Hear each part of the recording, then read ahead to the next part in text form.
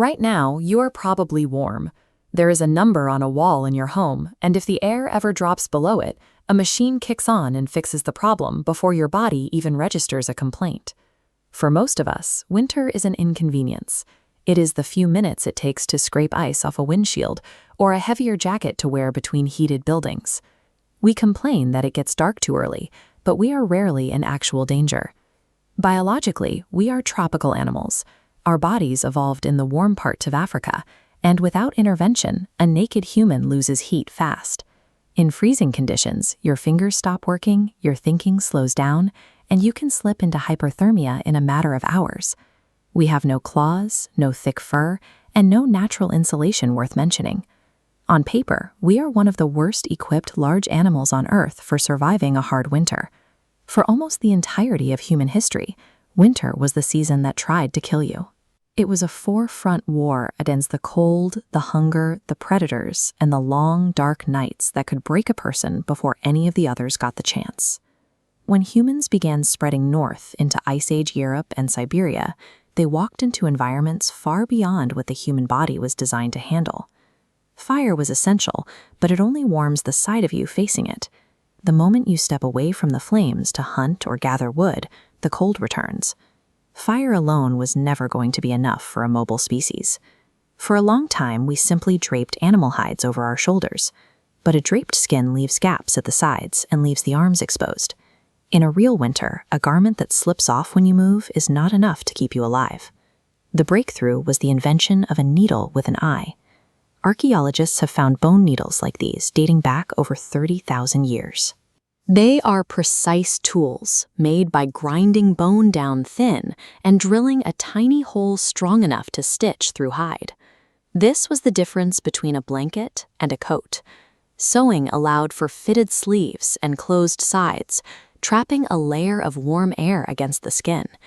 It allowed a tropical animal to stand in air cold enough to kill. But the body also needs a place to survive the night. Deep caves hold a steady temperature and block the wind, but they are rare. If you found a dry, defensible cave, you likely had to fight other groups or predators to keep it. Lacking wood and stone, humans built shelters from the only abundant material, mammoth bones. They stacked jawbones and arched massive tusks to form structural domes.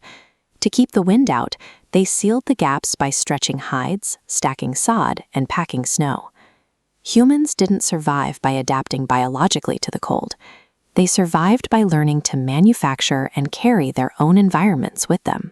But even a warm shelter cannot solve the third threat. In winter, the land effectively stops producing food. Plants go dormant, berries disappear, and the ground freezes, making it nearly impossible to dig for roots. Survival becomes a math problem. You have to gather enough food during the warm months to carry a group through a season where almost no new calories are coming in. Early humans mastered preservation by drying meat over smoke to remove moisture, preventing rot. They also used the landscape, digging pits into the permafrost to create natural freezers that kept meat edible for months. This chart shows the critical value of animal fat. When you are burning energy to maintain core temperature, lean meat isn't enough. Rendering fat into tallow created a high-density, storable fuel that sustained humans through the leanest winter weeks. Then there is the final weapon of winter, the darkness. In the far north, you might face 16 hours of night. You are confined in a small space but the same few people, unable to hunt or travel, simply waiting for the sun.